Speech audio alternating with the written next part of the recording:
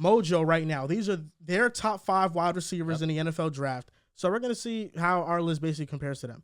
Number 1 for them is JSN. So JSN is number 1. Rightfully He's so. priced at $10.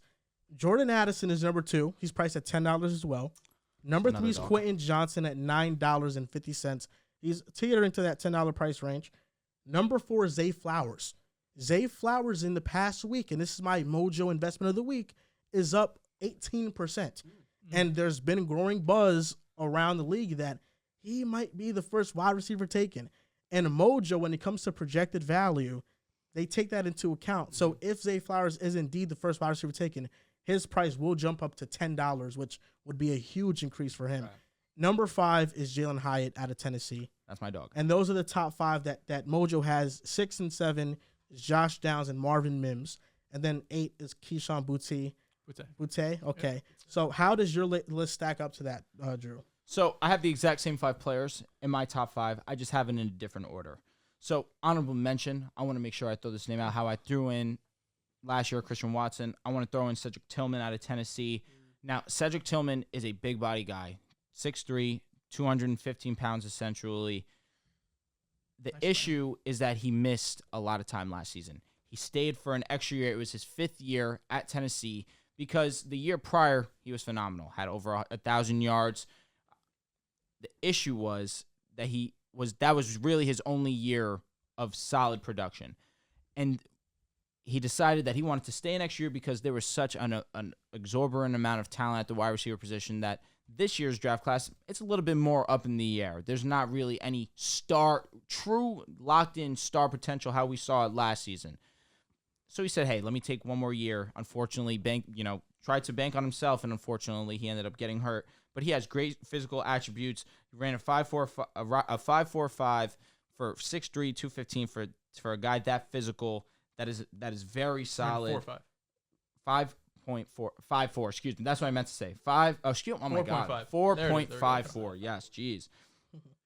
And then when he was targeted, he had a quarterback rating of 155.8. He is one of those guys that I think that is just does nothing wrong. He has a very all-around skill set, has some very solid hands, has a great frame, and I think that he'll definitely be useful to an NFL team this upcoming season, especially late in the draft, which I think is where he will go. He will be one of those steals. So number 5 for me is going to be Quinn Johnson. I understand that Quinn Johnson is high on John's list. We were going over the list prior to the show. I won't say where he is because I don't like to spoil things, but I have Quinn Johnson, number 5. And the reason why is because he did not have the crazy production. I understand I just vouched for a guy in Cedric Tillman, but Cedric Tillman is not my number 5. I have Quinn here because I understand the physical attributes. He did not run the 40 time at the combine, which is something that I would have liked to see. I don't believe his pro day has happened yet either, but the idea is that he is a 6'2", 213, 214-pound guy that could run a 4.4. 6'4". No, that's the thing. He came in at 6'3". 6'3". Okay. He came in at 6'2" at the combine. He came in at 6'2" at the combine. He's 6'2" in like 7/8, bro. You know what I'm saying? If it's 7/8, then I'll give him 6'3". He's basically 6'3". If it's 7/8, I'll give him 6'3", no doubt about it. But the issue is that he had a bad drop problem this past season. And again, the production was not there, but because of the physical attributes, I have to throw him in my top 5. I see people having him as their top 2, number 1 even. For me personally, I just need to see it on that next level, but regardless, I'm going to trust his physical attributes, so I have him number 5. Number 4, and I was tempted to have this guy number 3 because I am so high on what he can be at the next level, is Jalen Hyatt. Jalen Hyatt is a burner, and when targeted, he had a quarterback rating of 156. I believe in Jalen Hyatt's talent. If he goes to a team like the Chargers, I am scared. You don't want to give Jalen Hyatt to a team that has a quarterback that can sling the ball down the field. He will be a strong threat to that team. Number 3, and I was convinced on this, is Zay Flowers. Zay Flowers, the one thing that did 2 things that concern me. His size and his drops. And the one reason why I'm overlooking that is because of the versatility that he brings to the football field. He is a high-end gadget guy, and I don't want people to take gadget guys as an insult. It's not. It's a great thing if you're a gadget guy because that means you provide versatility, and that's exactly what he does. I look at him, and I see a smaller Deebo Samuel with his ability to do things on the football field that not many can. He can run jet sweeps. You can take a screen. He can take it to the crib. You can run design plays for him out of the backfield, and he can still make things happen. At 5'9", he still makes strong contested catches. I mentioned the drops, but after watching the tape, I see that he still makes strong contested grabs. He is a burner. He is the second fastest in this of my top 5. He is the second fastest. He ran at 4.4240. He is a phenomenal athlete, but he is not in my top 2. My number 2 is Jordan Addison. And I have Jordan Addison as my number 2 primarily because of the unbelievable season that I saw out of him his sophomore year, 2021 with Pittsburgh. Put up over 1,500 yards. He had 17 touchdowns. This is when Kenny Pickett was his quarterback. So I'm here for the argument. I can understand. I already know what the comment section is going to say. Hey, Caleb Williams was his quarterback. How did he not replicate that production at USC? I really couldn't tell you, really. It's a mind-boggling thing to me. But watching that tape 2021, he was special. He really was. His ability to separate, his ability to get open, his ability to have contested catches, his ability to create after catching the ball. Jordan Addison is one of the 2 guys that I am most comfortable with in this draft. And number 1 is going to be JSN, Jaxon Smith-Njigba. Now, again, this is similar. And I understand with the comments. Why is this guy's top 2 players that this past season really were underwhelming? Why? Is because when I was watching the tape last year on Olave and Wilson, the guy that stole the show was JSN. I'm watching the tape. I'm like, who is this number 11? He's in every play. He's making something happen. Who is this? All it took was a quick Google search to see that this guy put up over 1,500 yards. In the biggest game of the year in the Rose Bowl, had 15 receptions for over 340 yards, 3 touchdowns. His route work is by far and away the best in this draft class. He ran a 4.5 at his pro day, and another. I spoke to Joel about this, and it's a fair issue to say that the 40 at the pro day is not always the cleanest. Because of the combine, they use lasers. It is more accurate than the pro day as opposed to just the hand stop watch. But regardless, I don't think that his game is predicated off speed. His game is predicated off of his route running ability, his great hands, his great footwork, and I think that with any football team, he will have success. So that is why I have JSN my number 1. So just to repeat, honorable mention, Cedric Tillman. Number 5, Quinn Johnson. Number 4, Jalen Hyatt. Number 3, Zay Flowers. Number 2, Jordan Addison. And number 1, JSN. So I think definitely next week when we do running backs, we'll just go 5, 5, 5, 5, 5. Just to make it more of a conversation. Nothing against your list. No. It's just like I noticed it like when you were on your second receiver, like this would be better if we just had a just flowing conversation. Yeah. So we can each give our honorable mention if you guys want. Okay. I don't have a problem with your list. I think your list is good. I thought it was good too. I already know what one of your honorable mentions is going to be, so I won't take that guy, brother of someone on the Jets, not actual brother. Mine is Keyshawn Boutte. Yeah. Not because I think he's going to be great in the NFL. I really don't know what Keyshawn Boutte is going to be, but I wanted to bring him up just because coming into this year, really it's been 2 years, but his freshman year at LSU, he put up over 735 yards, 18 years old as a freshman, and dominated. This is after Jettis had left and Jamar Chase and them guys. But he went out there and dominated his freshman year. These last 2 years, all the hype has been Keyshawn Boutte, wide receiver 1 in 2023. And then these last 2 years, he's had really bad ankle injuries, I want to say, lower body injuries. He's had a few issues off the field. And I'm like, all right, well, this is all, kind of spiraling out of control. And then he goes to the combine, has a pretty bad combine too, as the athletic scores do not match up. But his raw talent, I still believe in from he was that 18-year-old freshman. I'm just curious to see where he gets drafted because I do think the off-the-field stuff might get into this, and he might end up being a day 3 pick who has the talent of a day 2 or maybe even first-round pick. So that was your number 5, not honorable mention. That's just honorable mention, yeah. Okay, honorable mention, okay. All right, and I'm going to comment on all of these just so I'm not completely out. Yeah, of course. I'm going to comment on your list first. Cool. Because a player that made your top 5 is not in my top 5. And when we spoke about this, I was still shocked, but go ahead. I'm low on Jalen Hyatt. That's my dog. He's a speedster. He's very fast. Tennessee's offense worries me. Tennessee's offense. It didn't worry about with Hooker. Hendon Hooker, to me, has some Upside. red flags Really? that I don't like a lot. Okay. Interesting. And I have to overlook it because I do like his character a lot. But with Hendon Hooker... Hendon's your quarterback 4, correct? Quarterback 4, yeah. Just above Will Levison. I don't know. I'm not the most confident in that because Hendon Hooker is very flat-footed. And at Tennessee, most of his reads were half-field reads. He wasn't reading the entire field. He didn't really do much. And it's a good thing and a bad thing that when there's pressure barreling down in his face, he doesn't really care and he just throws passes anyway. Mm-hmm.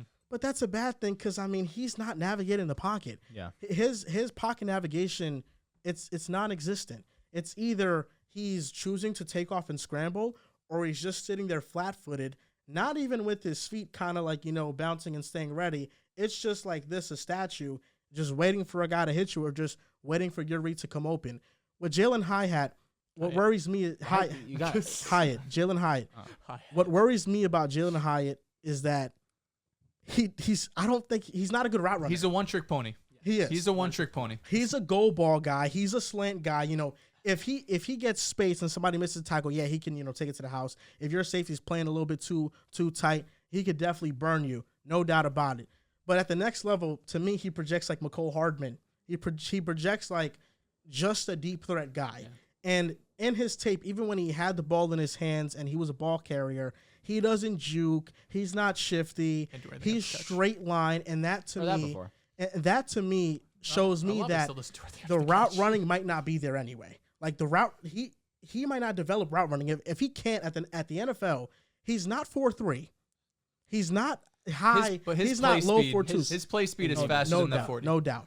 I think that he could have definitely. I thought he was going to run in the 4.3s. Is still great though. It is. I thought he was. People in the comments were making a good point. It's not a burner because people are getting caught up in the 4.28s, the 4.3s. I get it. We've seen some crazy athletes these last couple of years. Even but the fastest 40s are not usually good receivers. No, that's a fact. The thing about Jalen Hyatt though is that there's route running, short, intermediate, non-existent. One trick pony. Who knows? Yeah. And on top of that, he just lacks strength. He gets rerouted very easily. He's 180 pounds. Yeah, because of that. That worries me a lot. Josh Downs, to me, is smaller.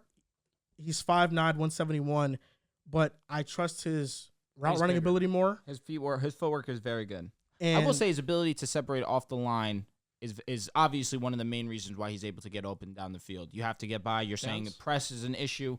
Understandable, 6 foot, 170 something. That's not the most ideal, but his ability to get open is still very adamant. It is very present against Alabama, one of the better defense in the country, over 200 yards, 5 touchdowns. Yeah. It's just what he's capable of. The production is going to be there, Drew, and that's the thing for me. Like Jalen Hyatt, you can't argue against the production. The Alabama game was ridiculous. I've never seen that happen to an Alabama defense. But in that, it's just Jalen Hyatt running straight, and that's it. It's nothing like him beating defenders with his routes. And even Hendon Hooker is a victim of that. Hendon Hooker, like we mentioned on last pod, first in QBR in the country before he got hurt. He wasn't first in the country at the quarterback. It's very system reliant. That's my thing. But number 5, I have Jordan Addison. Who's your honorable mention? Honorable mention is Josh Downs at 6. Oh, I thought you were gonna do Marvin Mims. No, he's in my top 5. Yeah, he is in his top 5. My bad for spoiling. My bad. Number 5 to me is Jordan Addison. He had phenomenal production at Pitt. That's probably due to being in the ACC versus the Pac-10. I get the Pac-10 isn't known for defenses, but the ACC is a weak conference. He's a good route runner. I like Jordan Addison a lot and how he projects as a wide receiver number 2. He's slippery out of the catch. To me, it's just about his frame. Mm-hmm. And if he's going to get rerouted consistently at the next level. Is he 5'11"? 6 foot. Okay. Yeah, he's 5'11", 173 pounds. So that, to me, the strength I'm not too comfortable with. And almost half of his catches at USC came off of screens. Can I ask, is weight starting not to be a factor? Or is it dependent on your route running? It's still a factor. I agree. Because Smitty's still an outlier. Even Waddle came in late, but he's stocky, and he's just a special type of athlete. But exactly because how blazing fast he is. It's definitely still an outlier for most guys, 170 around that range. But I think Addison can break that mold because he has a lot of good, other traits. And just for the rule changes that we've seen for the wide receiver position that have only benefited them, I feel like this is another thing that is especially, you really can't get as handsy as you once used to at the line of scrimmage. You really can't. At the line, yes. Past like 5-10 yards. Facts. But at the line of scrimmage, they can definitely jam you. And yeah. Yeah, there's ways to get around it, though. You know, it's Jordan Addison, though, I like him. He's a good route runner. I don't see him beating like top corners in the league, but you don't see him as number one. Nah, see him as a good number two or a great number two. I think right now I would say good. The thing about those wide receivers is it's not last year's draft class. It's not the year before's draft class. So I get where you're coming from. Yeah, I'm still higher. I'm high on Addison, though. I will say that. Jordan Addison, yeah, he's a good player. Yeah, he did. But like I said, like little less than half of his catches last year were screens. They weren't asking him to do much, but at Pitt, he did more. We know what he can do. No doubt. He also had an ankle injury in October that caught him, I think, a month last year at USC. Yeah, he only played 11 games and still had 900 yards. I'll go with my number 5 here. We just talked about him a bunch, so I won't go into detail, but I have Jalen Hyatt at 5. I don't love this wide receiver class, really. No. You know, so Hyatt being 5, it's like I like Mims, I like Downs. Boutte's probably not in there, but I like his upside. But Hyatt at 5, what we talked about, it's really just his speed and his big playability. He averaged 19 yards per catch last season. I mean, just some really silly shit. He did win the Biletnikoff, which is for best wide receiver in the class. Just his combination of size and speed at 6 foot 180, which isn't a big guy, but for this class, 6 foot is one of the bigger. Yeah, exactly. 6 foot in this class basically is like 6'4". But the concerns are definitely valid and real. He is a one-trick pony. He's just going deep. That's basically all Tennessee's offense was, and which is why I had some concerns with Hendon Hooker. But I have less concern about receiver translating than I do a quarterback, especially when you have his top-end speed. I know a 4.4 isn't ideal for a guy who wins basically just on speed, but as I mentioned, I think his play speed is a lot faster than that. And to go off the whole press coverage thing, he only faced press 62 times his entire collegiate career. That was from PFF. So he, seen it a couple times this season. To be fair, if you're a defense, I don't know if pressing him is the best idea, because if he gets one step on you, it's game over and he could take it to the crib. But there's definitely some issues with facing press. Then after the catch, he only forced 8 missed tackles all of last season. He's a guy that's going to go deep. He could take the top off of a defense. Drew tweeted this out. The Chargers are a team that is desperate for speed and kind of has the possession guys with Keenan and Mike Williams being a contested ball type of receiver. So really depending on team fit and how creative the OC can get, that's going to determine how great Hyatt could be in the NFL. To add to Joel, of course, number 1 in terms of touchdowns on 20-yard plus targets. He had 677 yards, which was also first among those targets as well. Number 4 for me, I have Quentin Johnson. I think his potential is he has wide receiver body so type. You moved things around after our conversation. Quentin Johnson is number 4 for me. 6'3", 208 pounds. He was second most athletic wide receiver at the combine. Given he didn't run a 40, so that probably inflated his thing a little bit. Mm-hmm. He has long strides. I'll be honest. I don't see top end NASCAR speed with Quentin Johnson. I think he's fast. He has long strides. He can definitely get away from defenders, but I don't see that top end speed with him. The negatives with him are just that he's below average at stacking corners. He's inconsistent at finishing catches through contact. For sure. He's a big receiver. He doesn't play like a big receiver, and I think that's going to be the biggest challenge for a coaching staff to try to get out of him is to play a little bit bigger. On Twitter, I had a draft take that I think the Giants are going to trade up to draft Zay Flowers. Maybe they do, maybe they don't. Thinking back on it and just looking at the profile of wide receivers the Giants currently have. They have all slot receivers. They have Paris Campbell. They have Darius Slayton, who's like a deep threat. Isaiah Hodgins. They have Isaiah Hodgins. Shepard came back.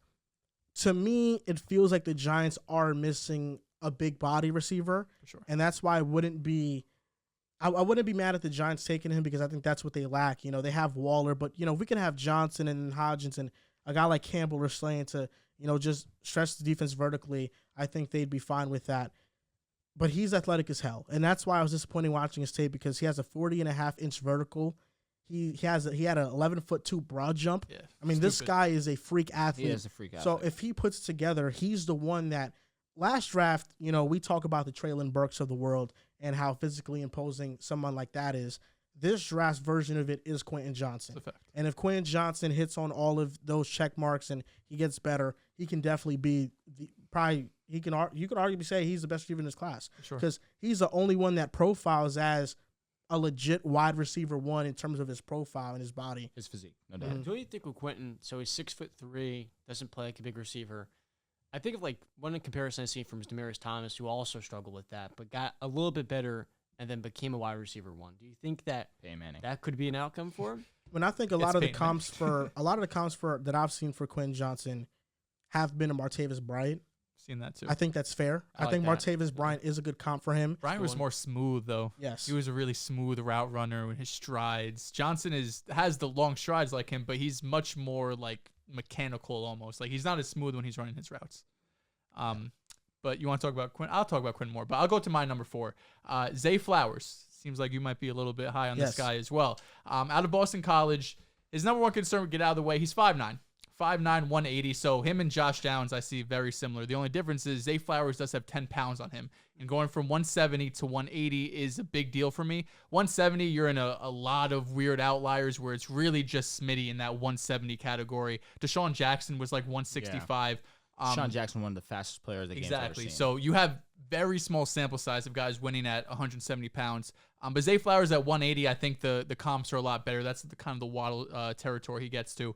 He ran a 4.42 at the combine, 35.5 vert, and a 10.7 broad jump. He's explosive. He's fast. He's a crazy good athlete. And outside of the speed, he has great ball skills. I think in terms of releases, him and Downs, I keep comparing them because they're very similar. They have some of the best releases and footwork in this draft class. I think tracking the deep ball as well, he's really good at doing that. And after the catch might be his best trait. His ability to make guys miss with the ball in his hands, mostly doing that, with finesse moves rather than power, being a smaller guy. But you could also use him in jet sweeps and the screen game. It's really just the size at 5'9". You're probably going to be looking at him as a slot receiver. He doesn't really, a prototypical X receiver is not going to be 5'9", 180, right? So depending on where he goes, I've said this with Hyatt as well, but really depending on the team and the offensive coordinator spot. Like if he ended up with the Giants with Dable, I'd feel fantastic about it. If he ended up with, I was going to say the Steelers, but even Patriots, how bad Matt Canada is, you guys develop receivers. Patriots, I would look at this and but this might be another bust for them. But I'm high on Zay Flowers. I'm getting more onto the route running, smaller guys who could win with their feet and their route running over the more physical guys, kind of how I did with Treylon last year. So I like Zay Flowers in this draft. This draft is filled with those. Exactly. It's the majority of that. Who's your fourth? A lot of Elijah Moores in this draft. No. A lot of Elijah Moores. Trying to think where he was. My 4 was also Zay Flowers. Wow. I think he has a lot more, especially he is 5'9", but I think he's a lot more upside to being X with his big play potential at Boston College. He slipped a little bit under the radar. 4-year player there, just had his first 1,000-yard season, if memory serves. But I think Zay has a lot more upside to be an X, whereas with Jordan Addison, in my tier 2, I kind of look at Addison as the pure slot guy. But with Zay Flowers, I think he could be a little bit more of an X. While he is undersized, I think he can overcome that to some degree at the next level. Yeah. My number 3 is Marvin Mims. There we go. He's 23. He's 21 years old. Moved him up from 4 to 3 after our conversation. He turned 21 10 days ago. Young. So he's a young 21 years old. I don't know why more people are not talking about Marvin Mims. Marvin Mims is 5'11". Tape's clean. 183 pounds. Bigger receivers. He ran a 4.38. He's very fast. He ran a better 40 than Jalen Hyatt. And just like you mentioned with Jalen Hyatt, Marvin Mims averaged 20 yards per reception. Yep. He was a big play threat. And, Joe, you're very high on receivers that perform at a young age because very high. It projects to the next level. Marvin Mims broke out at 18 years old at Oklahoma. Freshman. Now, this guy was a staple of that offense. And not only, sorry to cut you off, but he still has the Texas State record for receiving yards in a single season and in career. We know how many great players come out of Texas. So he's been doing this since he was fucking 14 years old as a freshman. So he's physical at the catch point. He's a very physical receiver. There's a bunch of highlights of him just making crazy contested catches. No doubt. He's great against single coverage. He has game-changing speed. He had 1,000 yards this past season in Oklahoma and 6 touchdowns. Outside. Yeah, I just like Marvin Mims a lot, man. I think the same things you can say that are positives for Jalen Hyatt or Josh Downs are also positives for Marvin Mims. He's somebody that he's going to be a steal for a team in day 2, day 3. Yeah. I think he's going to be weight? He's 183 pounds. Okay. Yeah. He's tougher than that. Yeah, he is going to be somebody that in the third round. His contested catches are great. Now, he had some nuts highlights. Like in the third round, Chargers snagging him. That would be like an ideal fit. Yeah, every the guy. Chargers desperately need a receiver. That's why we do. continuously bring them up. Yeah. But yeah, Marvin Mims to me, I think he's really good. I think he's getting underrated in this draft. Yeah, Mims was going to be my honorable mention. I should have known after talking to you that he would not be an honorable mention to be in your top 5. Yeah, of course. And I wanted to give Joel credit because we're having the conversation. He's like, "Yo, look up Mims highlights. Yeah. Do yourself that favor and do some research." So I did. Unbelievable tape, and that's the reason I decided to not over exaggerate, put him in my list because I definitely think he's gonna be a solid ball player in the league. Yeah, like Joel mentioned, I love the guys that break out early, 18, 19 years old, has a very strong history of translating to the NFL. So if Mims balls out, I'll be on air saying, Joel put me on. Okay, that's fair. Before you go, like Anthony Black. Before you go, Dehls, there was this thing on Twitter. He tweeted it. It was from Marcus Mosher, and it was talking about Marvin Mims. 4.38 speed, 9.13 RES score, athletic score, which is a great score. Yeah. 99.9 PFF grade versus single coverage, 96 percentile breakout age, 96 percentile ADOT, 91st percentile burst score, and 20.1 yards per reception. He feels like somebody that, should be higher. I understand the weight issues are a bit of a concern, and he probably has to bulk up a little bit. But yeah, I think he's a cool. He could be a better round guy. And that's another reason that's why what I'm he's saying. not that Like, high. I'd rather draft Marvin Mims, and I hope this doesn't age poorly, but I'd rather draft Marvin Mims in the third round than drafting Jordan Addison in the first round. Just in terms of value. That's what I'd like to do and watch, watch Jordan Addison now become like Justin Jefferson and shit. Watch more. And then Marvin Mims is like Jalen Reagor. Mims is solid. He's good. Mims is solid. I'm going to go with Addison, though. I respect that. Number 3, I have Quentin Johnson here. I couldn't get him in my top 2, but I also really couldn't drop him out of the top 5 just because of his upside. The floor is low, but the ceiling is high with him. Agreed. The positives, size, speed combination, 6'3" or 6'2", I guess, 210. It's something that this is a one of one in this class. There is no other guy built like him in this class with this speed who's actually going to be an NFL player. I mean, you're going to have guys, in the third round that have this size and speed combination, but not with the productivity as well. 40.5-inch vert, 11'2" broad jump, huge catch radius. He could put pressure on defense, create big plays at any time, and is really good after the catch.